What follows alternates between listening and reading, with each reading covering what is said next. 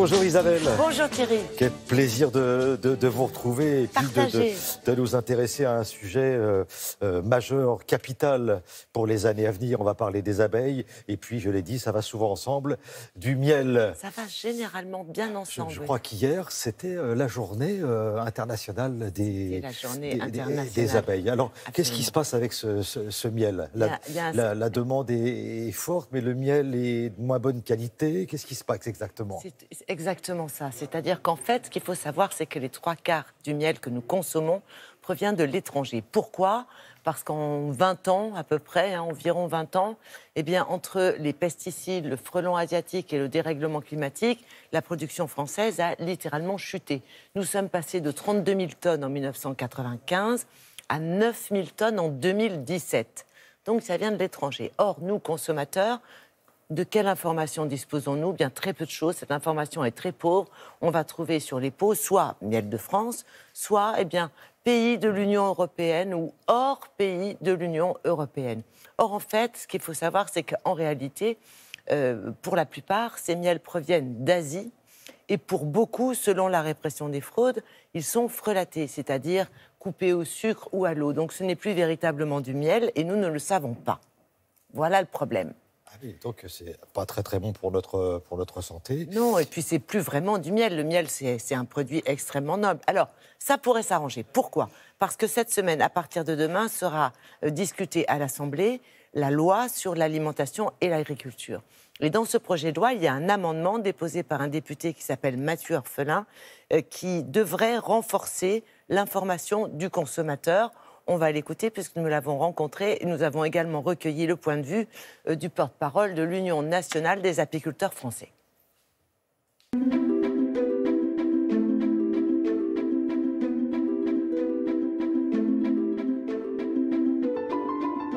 L'info conso dont on dispose aujourd'hui est assez floue, puisque les indications sur les pots de miel partent par exemple de l'indication France jusqu'à Europe, jusqu'à Amérique latine, jusqu'à UE et extra-UE, c'est-à-dire planète Terre et rien d'autre.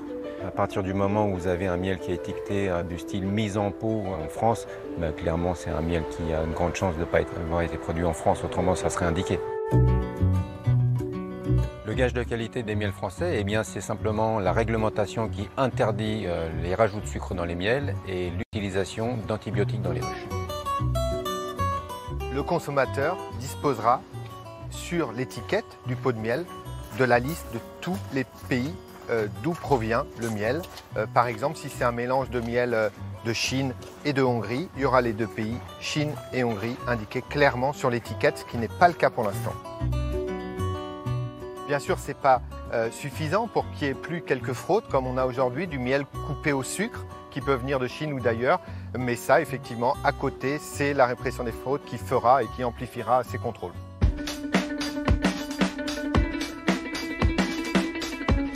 Il y a une solution pour limiter les fraudes.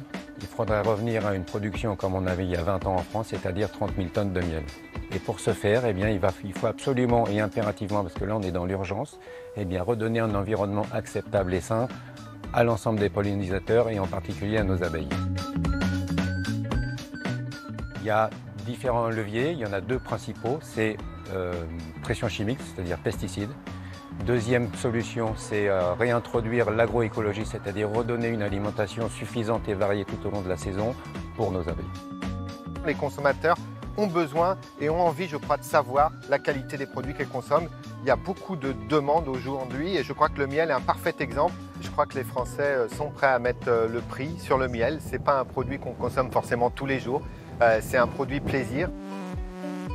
Le miel est aujourd'hui considéré comme un des derniers produits nobles de notre planète auquel on n'enlève rien et auquel on n'ajoute rien. Il ne faut pas que les uns et les autres s'inquiètent. Il y aura toujours toutes les gammes de miel, toutes les gammes de prix, etc. Mais le meilleur miel, il est produit chez nous par nos apiculteurs. Sans oublier, le miel a des vertus incroyables dans tous les domaines. Donc vraiment, il faut protéger nos abeilles. C'est un produit noble et les abeilles sont voilà, absolument. Ça va s'arranger? Alors, ça devrait s'arranger, puisque, a priori, cet amendement a toutes les chances d'être définitivement voté à l'Assemblée, puisqu'il est déjà passé en commission des affaires durables, développement durable, et surtout en commission des affaires économiques. Donc, il y a de très fortes chances pour que ça s'arrange cette semaine. Merci beaucoup Isabelle, à plus tard. Nous allons nous absenter quelques instants. Le temps pour vous de déguster, je l'espère, un bon petit déjeuner avec du bon miel. Rendez-vous dans 5 minutes pour le nouveau journal et puis les prévisions météo.